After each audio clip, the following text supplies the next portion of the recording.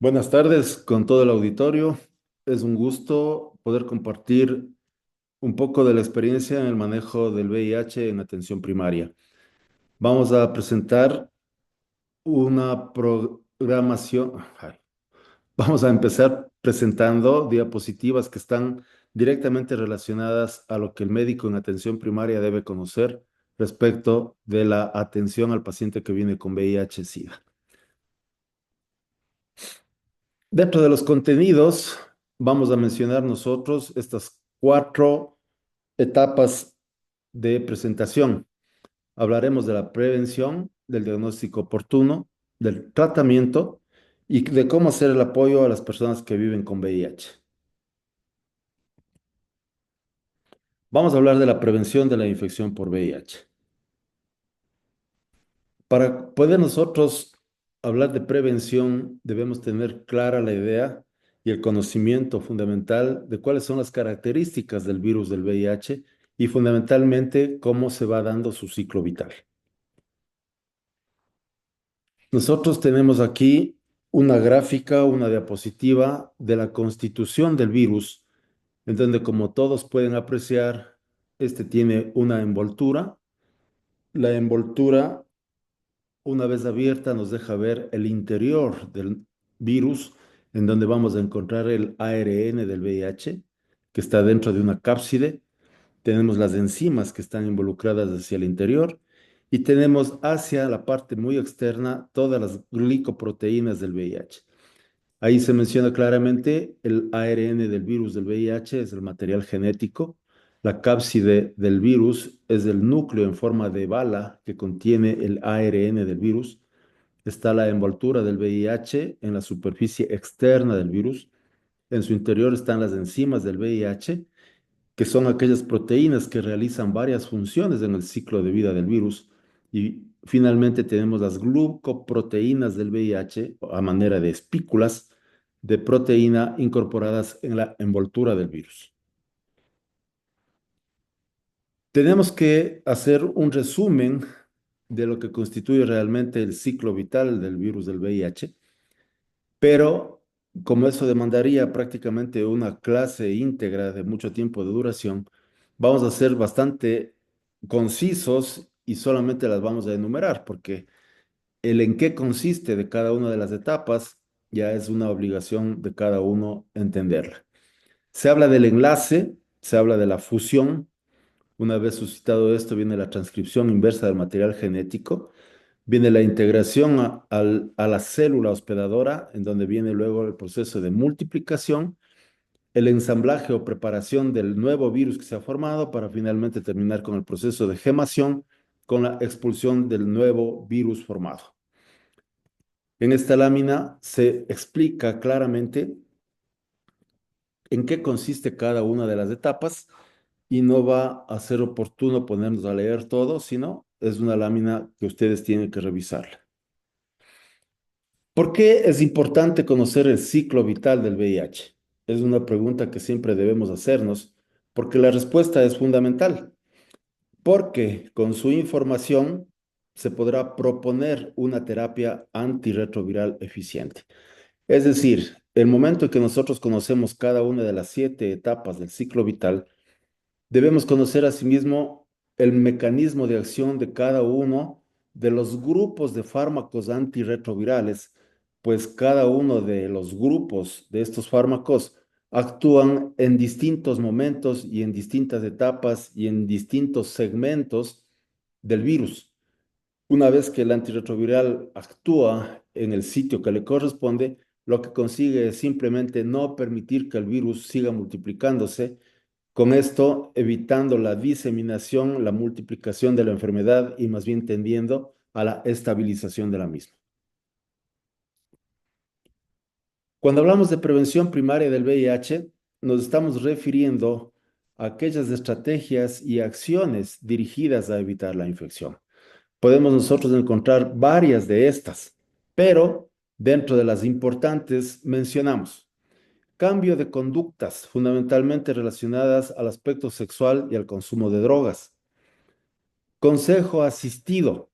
Esto lo hacemos realmente cuando tenemos grupos problema a quienes les englobamos, les agrupamos y les proponemos charlas de comunicación, de concientización de cómo tienen que prevenir la infección mejorando sus conductas. Finalmente, cuando todo esto esté entendido y hay la posibilidad en el quehacer de los servicios de salud, se puede hablar de la profilaxis pre y postexposición, pues es muy bien conocido que muchas parejas de riesgo pueden evitar ser contagiadas o contagiarse o contagiar a otros si utilizan adecuadamente la profilaxis preexposicional. Pero lamentablemente, incluso a nivel laboral, no se logra definir o determinar ausencia de riesgo. Y muchas veces quienes trabajamos en el área de la salud estamos expuestos accidentalmente a determinados momentos en el quehacer diario que nos pueden implicar contagio o contaminación con el virus del VIH. Por tanto, también debemos nosotros actuar a nivel de prevención en el aspecto laboral. Otras de las intervenciones que hacemos como prevención primaria del VIH es que debemos intervenir para disminuir las desigualdades en salud, marginación o estigma. Esto con el afán de tener una población que esté fundamentalmente en conocimiento de determinadas formas de evitar enfermedad, tomando en cuenta que muchas veces no tienen acceso a servicios de salud como se quisiera. Personas que viven a nivel rural, en donde la salud, en nuestro medio al menos, no está muy bien atendida, existen necesariamente tendencias a elevar la tasa de incidencia de los contagios por las enfermedades de transmisión sexual y dentro de ellas, pues directamente del VIH. Aquellas poblaciones que por A o B circunstancias son marginadas, aquellos individuos migrantes dentro del país o migrantes desde fuera del país al nuestro, también tienen sus pocas probabilidades de atención en salud y por tanto pueden ser víctimas de un contagio en VIH. Y lo mismo aquellas personas que por su condición propia o por su propia naturaleza tienden a manejarse con el estigma de determinada condición socioeconómica. Por tanto, también son rechazadas dentro del grupo social, del grupo familiar y no tienen la asistencia de salud del caso que se quisiera. En todo lo que constituye prevención primaria, se ha visto que la principal intervención en prevención primaria del VIH viene a ser el tratamiento antirretroviral. Para llegar al tratamiento antirretroviral, se pregona hacer un diagnóstico rápido de los casos nuevos y empezar el tratamiento de forma inmediata.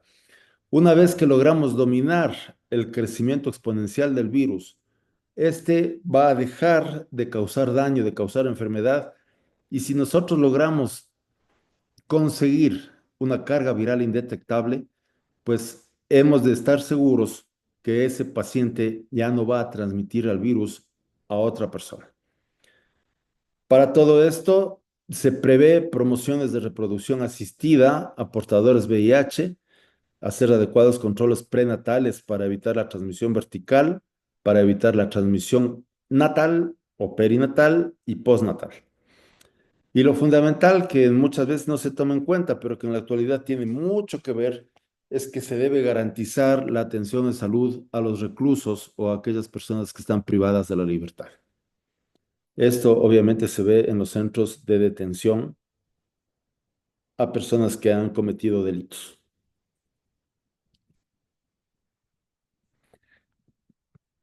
Habiendo hablado de las generalidades en forma conjunta, es importante tener clara la concepción del diagnóstico del VIH. La pregunta, ¿cómo diagnosticar el VIH? Pues ha venido cambiando desde el inicio de esta pandemia hasta los años actuales, porque poco a poco la tecnología ha ido cambiando, mejorando y disminuyendo mucho los tiempos que eran necesarios para poder hacer un diagnóstico oportuno y veraz de la enfermedad. Si hacemos un poquito de resumen, vemos que existen métodos indirectos o serológicos que basan su tecnología en reconocer principalmente anticuerpos o ver la respuesta inmune celular específica frente al VIH. Existen métodos directos o virológicos que detectan el virus o alguno de sus componentes cuando se logra definir su material genético, sus proteínas. Podemos nosotros hablar de métodos directos. Las pruebas de tamizaje o screening que se aplican a grupos de población específicos son conocidas como pruebas rápidas. Tenemos también aquellas que basan su técnica en el ensayo de inmunoanálisis enzimático o EIA. Y finalmente tenemos pruebas confirmatorias como son la quimioluminiscencia, la inmunofluorescencia indirecta, el Western blot. Todos estos vienen como una mención haciendo eco a recordar lo que se venía haciendo. Y hablar de Western blot en la actualidad ya no tiene mucha significancia, por lo que vamos a comentar un poco más adelante. Cuando hablamos nosotros de pruebas confirmatorias, nos referimos a aquellas pruebas que tienen la capacidad de detectar las moléculas del material genético del virus, en este caso es del ARN viral, o del ADN proviral, que es lo que se puede y se debe identificar. Existen técnicas cualitativas que detectan la presencia o la ausencia del virus, dentro de ellas la reacción en cadena de polimerasa convencional o tiempo real, conocido por las tres letras PCR. Y tenemos las técnicas cuantitativas que detectan la carga viral del VIH con PCR en tiempo real, con amplificación de ácidos nucleicos, con tecnología NASBA, con amplificación de una señal unida a moléculas para detectar el ARN viral o el BDNA, que en la actualidad es factible hacerlo. Otra de las maneras de tener un método directo de diagnóstico es hacer el cultivo del virus, que en la práctica prácticamente no se lo realiza, valga la redundancia. Se puede hacer la detección de antigenemia del antígeno P24 viral y se puede hacer también la detección de la actividad de la retrotranscriptasa para el VIH con el 1P24 ultra ELISA. Son técnicas demasiado específicas, demasiado finas, que para efectos de nuestra practicidad en el quehacer diario, hay que saber escoger las principales y acostumbrarse a su manejo. ¿Cómo vamos nosotros a tomar consideraciones generales en el diagnóstico del VIH? Acerca de todo lo dicho en las pruebas, ahora vamos a hacer un repunte de las cosas más importantes en cada una de las técnicas que se han mencionado. Las pruebas de tamizaje, screening, incluyen la metodología por inmunocromatografía, hablan de una técnica de flujo lateral, y por inmunofiltración, que habla de un flujo continuo. Estos tests son de fácil realización, se demoran de 5 a 30 minutos, la lectura es visual y no requiere de equipos. Las pruebas de enzimo inmunoanálisis de adsorción o ELISA, conocida como las pruebas de inmunoanálisis enzimático, es una prueba de detección sistemática cuya sensibilidad es mayor al 99.5%, pero esta es una prueba que requiere de equipo sofisticado y una preparación técnica eficiente del personal, que no en todos los sitios se puede obtener.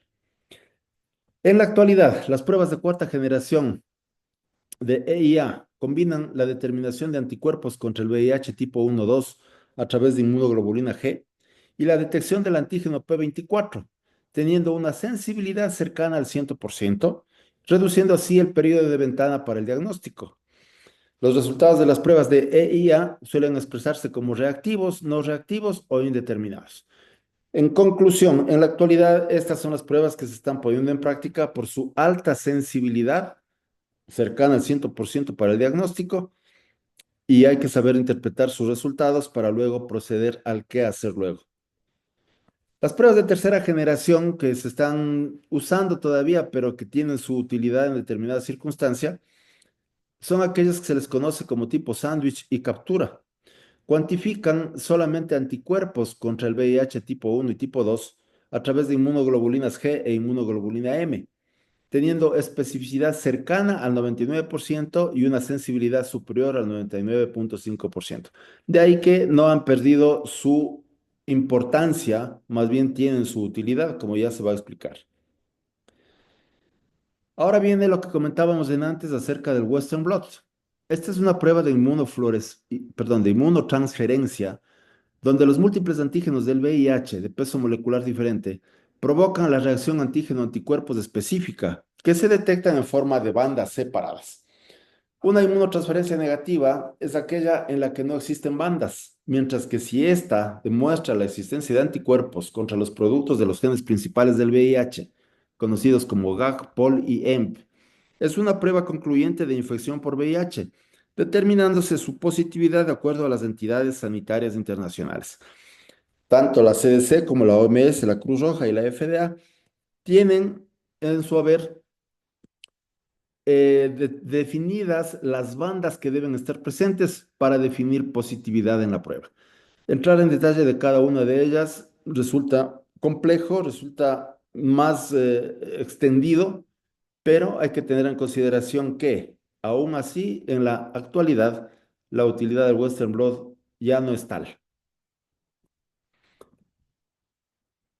Siguiendo con las consideraciones generales en el diagnóstico del VIH, debemos decir que los patrones de reactividad de la inmunotransferencia que no son positivos ni negativos se consideran indeterminados, lo cual tiene dos posibles explicaciones. Que el paciente tenga anticuerpos con reacciones cruzadas para una de las proteínas del VIH o que se esté poniendo en marcha la clásica respuesta por anticuerpos. Entonces, es decir, no existe ninguna definición específica para hablar de positivos o negativos. Las pruebas directas detectan la presencia del virus. Están basadas en la amplificación de ácidos nucleicos virales, como la reacción en cadena de polimerasa, y las técnicas cualitativas que miden el ARN del VIH, mismas que han permitido detectar muy bajas cantidades de material viral. El punto de corte para denominar la indetectabilidad, en la actualidad, dependiendo del equipo en donde se procese la muestra, habla de 32 copias por mililitro. Existen laboratorios que hablan todavía de 50 copias por mililitro, pero como digo, esto va en función de la modernidad de la tecnología de punta del equipo que se esté empleando para su detección. Las técnicas moleculares tienen su utilidad en los siguientes aspectos. Se utilizan para el diagnóstico de la infección por VIH en adultos y niños, para controlar cuantitativamente la progresión de la infección por VIH, para vigilar la respuesta a la terapia antirretroviral, para hacer el diagnóstico temprano de infantes y niños menores de 18 meses de edad, debido a que en los métodos serológicos existe la influencia de los anticuerpos maternos transferidos pasivamente durante la gestación, lo que nos darían falsos positivos. Para hacer el diagnóstico de VIH debemos tener ciertas recomendaciones generales que no debemos olvidarnos.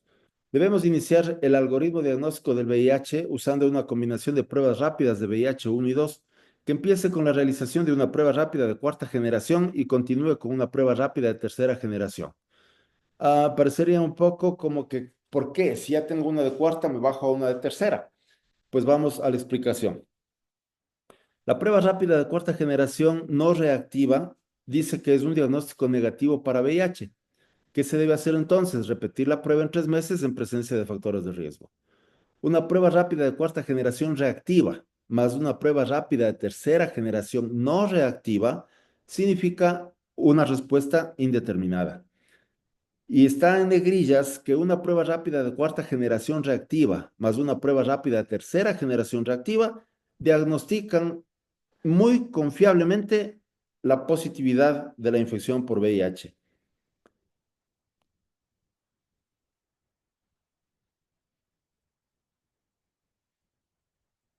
Hecho el diagnóstico de la infección por VIH, es importante reconocer las manifestaciones clínicas. Las fases clínicas de la infección, para efectos de estudio, se las ha dividido en infección aguda, en infección asintomática infección sintomática como el síndrome mononucleósido y finalmente la etapa del SIDA. Hay varias clasificaciones, subclasificaciones al respecto, pero esta es una guía únicamente para estudio, no es para definir muchos detalles. La infección aguda es aquella infección, es aquel momento de la infección donde el virus entra al organismo del paciente. Puede tener varias circunstancias de presentación. Una de ellas que sea sintomática. Se habla que cuando hay sintomatología de la infección, es decir, de la primoinfección, la característica clínica es la presentación de signos y síntomas que se relacionan mucho a la similitud en la presentación del síndrome mononucleósido. Entonces es como que fuese un cuadro gripal severo donde existen adenopatías importantes, existe dolor de garganta, puede haber fiebre, escalofríos y fundamentalmente un rash cutáneo que se manifiesta realmente como un indicio de que algo extraño está pasando y no necesariamente es algo relativo a un proceso viral respiratorio, sino a algo más. Sea lo que fuere, entendemos que la etapa de infección aguda puede durar poco tiempo, un par de semanas hasta 6 semanas, y solita se pierde. Se pierde con el ánimo de mantenerse luego en una etapa silente en donde no hay signos, no hay síntomas y su tiempo de duración puede ir a algo tan largo como 10 años. En ese tiempo, el virus ha hecho su trabajo y lo que ha sucedido es que se ha encargado de ir disminuyendo, de ir minando cada vez más a las células CD4, las que en su momento alcanzarán a tener valores demasiado altos de replicación y obviamente los CD4 estarán muy bajos. Para esto ya estamos hablando de la tercera etapa en la clasificación primaria de la infección por VIH, que es el SIDA. Muchas veces hay que aclarar que la infección aguda puede debutar con SIDA.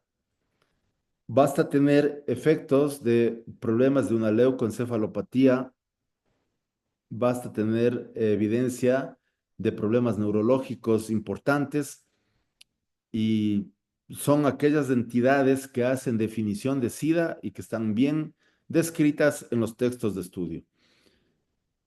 Si tomamos en cuenta el valor de células CD4 para definir SIDA a la infección, pues recordemos que son 200 células para abajo.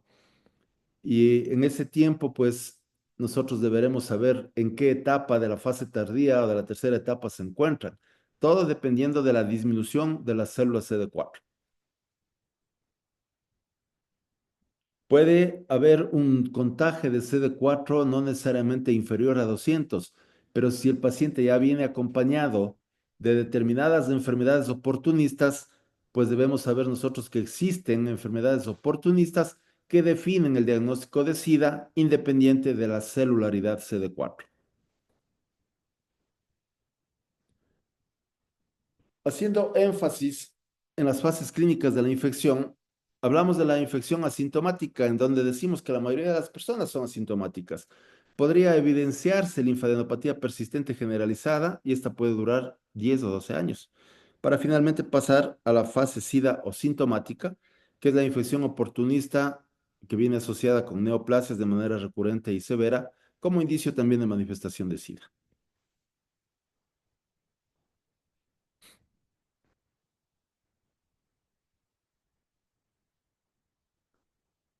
Si ya tenemos nosotros entonces la evidencia del conocimiento del virus, conocemos la evidencia de cómo es que el virus entra al organismo, cómo hace daño en el organismo, ya tenemos un diagnóstico, ya entendemos el cuadro clínico, pues ahora hay que ver al paciente infectado por VIH de una manera integral. Para eso nos hace falta la investigación de su estado en función de las pruebas de laboratorio. En general, no digo que esto que se menciona aquí sea lo indispensable, ni sea lo único que hay que hacer, pero no puede dejar de mencionarse la importancia de las pruebas que se mencionan. La biometría hemática será siempre importante porque me indica varias cosas. Dentro de ellas, cómo está su celularidad, la capacidad medular en la producción de células, cómo está su nivel de hemoglobina hematocrito, que son cosas fundamentales para conocer realmente en forma integral al paciente. Deberemos nosotros no esperar a tener leucocitosis o leucopenia para correlacionar con entidades infecciosas, sino saber interpretar el contexto. Habrá que hacer una química sanguínea donde es importante definir valores de glucosa, valores de creatinina, creatinina muy importante por conocer cómo está esa función renal. ¿Por qué razón? Porque a la larga y en el contexto del manejo, probablemente necesitemos utilizar fármacos que podrían ser nefrotóxicos. Entonces siempre será importante partir de un valor basal de creatinina para luego tener evidencia de un control apropiado. Deberemos hacer la detección de niveles de colesterol, triglicéridos. ¿Por qué? Porque hay determinados fármacos que apuntan a ocasionar trastornos metabólicos, ya vamos a ver más tarde. Vamos a hacer necesariamente pruebas hepáticas, en donde necesitamos conocer nosotros si hay pruebas de inflamación positivas, si hay pruebas de síntesis que me estén alterando la real función hepática, o si hay pruebas de colestasis que estén demandando la presencia de algún ente infeccioso que puede cursar con colestasis. No hay que dejar de hacer una serología con el ánimo de buscar VDRL para tener claridad sobre posibles otras enfermedades de transmisión sexual, probablemente sífilis. No podemos dejar de hacer una área X de tórax con el ánimo de definir que en los pulmones no tengamos algún rasgo infeccioso, pensar que pudieran haber imágenes sospechosas de tuberculosis, imágenes sospechosas de neumocistis yerovesi y cosas por el estilo que en el contexto del cuadro clínico y de la relación con las infecciones, cada uno de nosotros debemos saber qué buscamos. Y el PPD que todavía está en uso en unos países, en desuso en otros, pero que en nuestro medio, siendo un país endémico de tuberculosis, habría que considerar la posibilidad de la coinfección VIH-tuberculosis. Obviamente sabiendo interpretar muy bien qué quiere decir el PPD. Exámenes de inicio y seguimiento. Dentro del VIH, fundamentalmente debemos puntualizar la definición numérica de los linfocitos CD4. Hay que considerar que un ser humano normalmente debe tener entre 500 y 1600 células CD4. Deberemos nosotros pedir una carga viral, fundamentalmente un paciente no enfermo con VIH, el virus no deberá estar detectable. Y si vamos a hacer seguimiento, una de las características y de los rasgos que apuntamos conseguir es que su carga viral se vuelva indetectable. No debemos olvidarnos del historial de vacunas, pues es importante tener clara la idea de las vacunas que el paciente tiene y las que debería tener en caso de no hacerlo. Entonces, en la historia clínica, fundamentalmente habrá que preguntar cómo está su historia de vacunas. Considerando la importancia de presentación clínica y la capacidad del médico en atención primaria para poder saber definir una coinfección del VIH con el virus de la hepatitis, que no es raro, vale la pena hacer un recuerdo de cómo se hace la interpretación en laboratorio del estado actual dentro del organismo del paciente con VIH, hablando de la hepatitis. En todos los pacientes con VIH se debe solicitar serología para los virus de la hepatitis B y C. De eso todos ya conocemos en nuestra lectura de aprendizaje cómo se va a dar esta coinfección. Pero para saber el estado actual del paciente, hablamos de hepatitis B y para hablar de hepatitis B debemos tener nosotros marcadores virales. ¿Cuándo solicitamos marcadores virales con más énfasis? Cuando en las pruebas básicas de laboratorio vemos que las transaminasas pudieran estar elevadas. Recuerden ustedes que en la evaluación y análisis de las pruebas hepáticas, las enzimas que me dicen que hay inflamación hepática son fundamentalmente las dos transaminasas. TGO, TGP o Alad-Assad, como ustedes quieran llamarlas. Si estas demandan elevación, no podemos dejar nosotros de pensar en que puede haber una inflamación o infección hepática. Y si estamos hablando de la coinfección VIH hepatitis B, debemos saber cómo y qué marcadores virales vamos a solicitar, pero siempre y cuando sepamos interpretar sus resultados. Entonces, me he permitido hacer este par de láminas en donde voy a ir mencionando el marcador viral solicitado y qué significa su positividad o negatividad. Empezamos. Los marcadores virales para la hepatitis B son varios. El que arranca en el proceso del estudio de la hepatitis es el antígeno de superficie, conocido como HBsAg. Su positividad lo que me dice es que el individuo tiene la presencia del virus de la hepatitis B. No me está diciendo si es aguda, si es crónica o en qué condición se encuentra. Lo que me dice es que hay el virus. Si a ese HBsAg yo solicito que me hagan la inmunoglobulina M para el core del virus de la hepatitis B, es decir, IgM-HBC, y esta resultase positiva, yo digo, asocio el primer marcador, antígeno de superficie positivo, más IgM-HBC positivo, la respuesta será que es una infección aguda por el virus de la hepatitis B. No me dice absolutamente nada más. Pero las posibilidades de una infección aguda del virus de la hepatitis B es que éste se encuentre sin replicación o con replicación, que se encuentre en la fase infectante o no infectante, es otra forma de decir lo mismo. Para definir aquello, entonces yo voy a solicitar el antígeno de replicación del virus de la hepatitis B, que es el antígeno E. Entonces, si el HBeAg es positivo, me indica que el virus está en etapa replicativa de la infección. Si asociamos las respuestas de estos tres marcadores virales, tenemos presencia del virus de hepatitis B con infección aguda del virus de la hepatitis B y una etapa replicativa de la infección. Definición: hepatitis B aguda, infecciosa o replicativa. Ese sería el mensaje de estos tres primeros marcadores.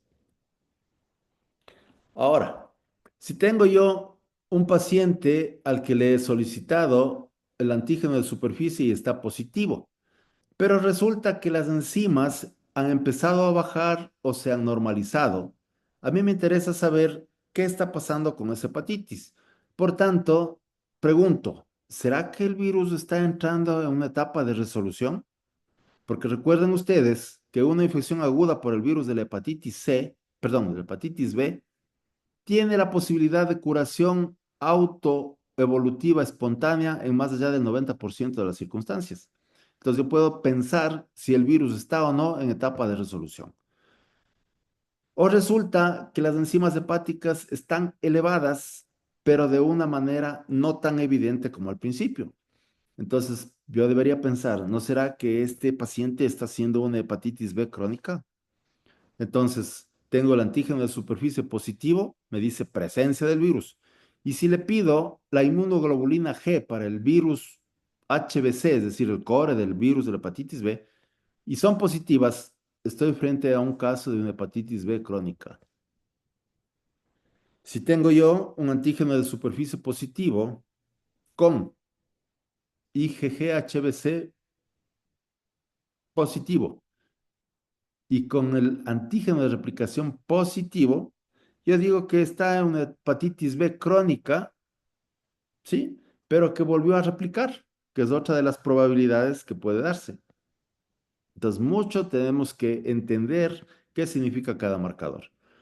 Si yo tengo un antígeno de superficie negativo asociado a una inmunoglobulina G del core de la hepatitis B positiva, ¿qué me está diciendo? Que ya el IgG le dominó al IgM, que el HBsAg se perdió, por tanto, me habla de que había en ese caso un virus que se fue. y es una hepatitis B superada. Si tengo un antígeno de superficie negativo, simplemente no hay infección por hepatitis B. Si tengo un antígeno de superficie negativo con anti-HBs negativo, significa que el virus está en periodo de ventana. Es decir, no tengo ni el antígeno ni tengo el anticuerpo para el virus de la hepatitis B. Pero el factor de riesgo, el motivo de consulta, el análisis del paciente, me puede hacer sospechar de un periodo de ventana. Y si yo tengo toda esta definición clara y necesito saber qué está pasando numéricamente con el virus de la hepatitis B, siempre y cuando yo tenga la sospecha de una infección aguda viral por hepatitis B, debo mencionar la cuantificación del virus. Para eso yo voy a pedir una carga viral del virus de la hepatitis B. Ahí dice claramente si hay infección aguda o sospecha de periodo de ventana.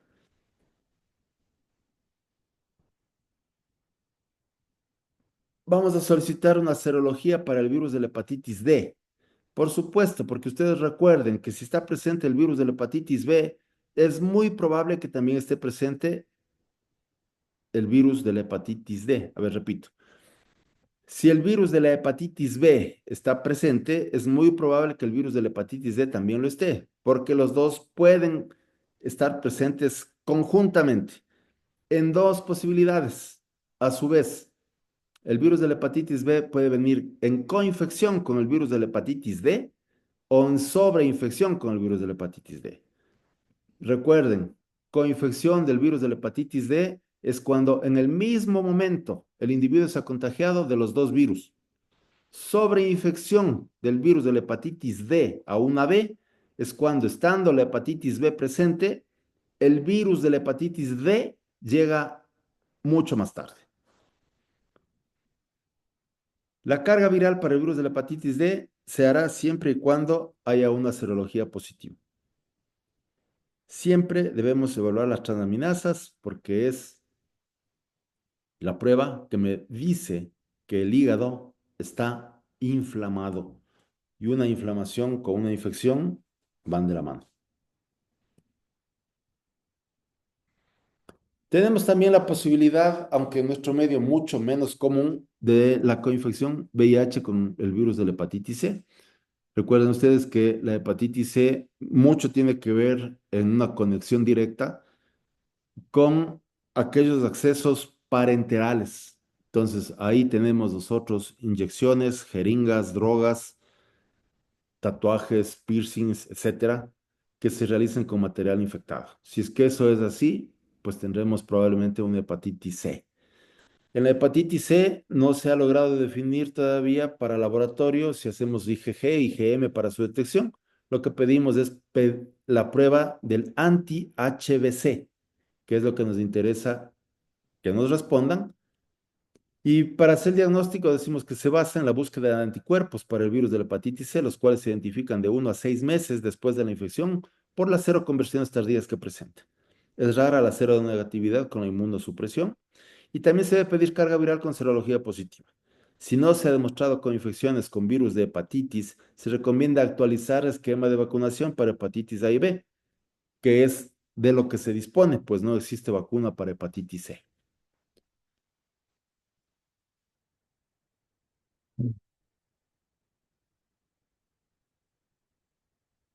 Vamos a hablar del tratamiento del VIH de una manera general, no vamos a entrar en especificidades porque no es el objetivo de esta grabación, sino simplemente de orientar cómo hacer un manejo apropiado.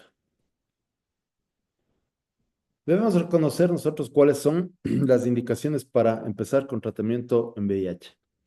En la actualidad ha cambiado totalmente la recomendación de inicio de terapia antirretroviral por los estudios que en el mundo se han hecho al respecto y vale la pena comentar que existían criterios en años pasados que orientaban el inicio de la terapia antirretroviral dependiendo de la cantidad de células CD4 que tenía el individuo en determinado momento. Decía que se debe empezar cuando las células CD4 estuviesen menos a 500. Luego bajó el criterio a que se empiece el tratamiento con menos de 350 células. Y en definitiva, esto ha ido cambiando hasta que empezó por ahí el estudio START, donde se cogió como 4.700 pacientes y empezaron a hacer estudios con indicaciones de iniciar terapia antirretroviral, tomando en consideración que los linfocitos CD4 no importen en cuanto a cuántos tenía el paciente. Esto ha ido demostrando el beneficio de iniciar pronto con la terapia antirretroviral, porque se ha visto que esto se traduce en una mejora importante de la infección. Se ha visto que esto reduce fundamentalmente la probabilidad o el riesgo de transmisión, y esto a la larga indica beneficios individuales y colectivos. ¿Cuándo retrasar el inicio de terapia antirretroviral? Prácticamente no existe ninguna indicación absoluta para decir no voy a iniciar todavía terapia, pero existen algunos estudios justificaciones como cuando un paciente infectado con VIH no esté preparado psicológicamente para un tratamiento de por vida. Hay mucha gente que no piensa que lo va a lograr, piensa que por qué tiene que estar atado a un fármaco y cosas por el estilo. De hecho, antes de iniciar con terapia antirretroviral hay que hablar con el paciente, comentarle, indicarle las oportunidades que tiene con el inicio de la terapia, los beneficios que va a alcanzar y asimismo todo lo negativo que podría suceder si no se decide con la terapia. Se podría justificar no iniciar terapia antirretroviral cuando tenemos ciertas enfermedades oportunistas. Por ejemplo, aquí tenemos nosotros que hablar de la criptococosis meningea, por decir una de cuantas tantas enfermedades oportunistas pueden estar al momento de pensar iniciar una terapia antirretroviral. ¿Por qué razón no iniciar terapia antirretroviral en ciertas enfermedades oportunistas autoinmunes? Porque si nosotros empezamos con terapia antirretroviral, vamos a ocasionar un proceso inflamatorio secundario a la acción del fármaco frente al virus, que va a ocasionar un mecanismo de inflamación como respuesta al fármaco que se está utilizando, y esto va a desencadenar en complicaciones que pueden terminar con la vida del paciente.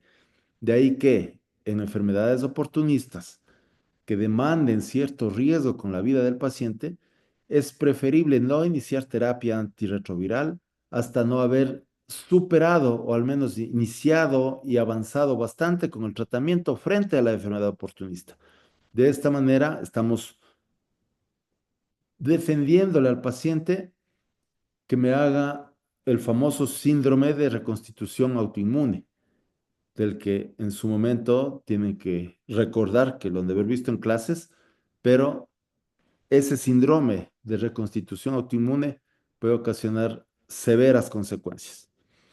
Y podríamos tal vez pensar en no iniciar terapia antirretroviral en aquellos pacientes que tienen per se, que tienen como de manera idiosincrática la capacidad de no dejar que sus células CD4 se bajen demasiado, pero fundamentalmente no permite su organismo la replicación viral. Sabemos que el paciente está infectado, pero le hacemos una prueba para medir carga viral y resulta que no tiene carga viral detectable. Ese es un controlador de élite. Sería importante leer artículos al respecto, pero la conclusión es que incluso los controladores de élite, si quieren tener la posibilidad de una supervivencia a largo plazo, deberían ellos también iniciar terapia antirretroviral. Son las indicaciones y recomendaciones que se tienen en la actualidad según la última bibliografía relacionada. La terapia antirretroviral en el embarazo tiene su importancia porque apunta a disminuir la transmisión vertical y a conseguir beneficios individuales en la madre. Se debe utilizar un inhibidor de integrasa definido como es el raltegravir o podría ser el dolutegravir, siempre asociados a dos inhibidores de la transcriptasa inversa análogos de nucleósidos. Los fármacos que en nuestro medio están listos para su uso son el tenofovir en su forma de fumarato, asociado a la emtricitabina, o en su momento el tenofovir en su forma de alafenamida, asociado a la emtricitabina, junto a uno de los dos inhibidores de integrasa ya mencionados, sean estos el raltegravir o el dolutegravir. ¿Por qué la diferencia entre la forma fumarato y la forma alafenamida? Pues se ha visto que la forma alafenamida tiene menos impacto de agresión renal. Con los medios que tenemos al hablar de la terapia antirretroviral en el embarazo, debemos apuntar a que la transmisión vertical debería ser cero.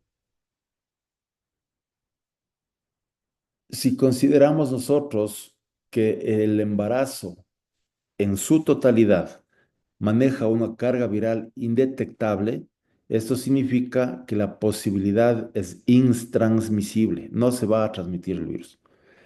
El dolutegravir ha pasado de estar contraindicado en el embarazo a ser el tratamiento de elección en los últimos años, es decir, en pocos años de su uso se han visto sus beneficios. Al día de hoy no hay ningún fármaco que podamos considerar teratogénico. Consideraciones generales para el embarazo, pues obviamente la detección temprana, los controles prenatales, seguir todo el proceso de vacunas y obviamente hacer el seguimiento puntual a la embarazada que es positiva para el VIH.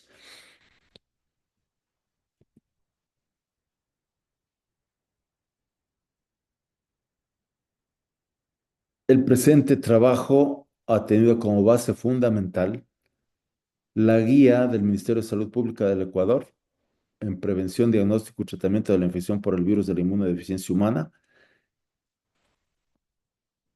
que se editó en el año 2019.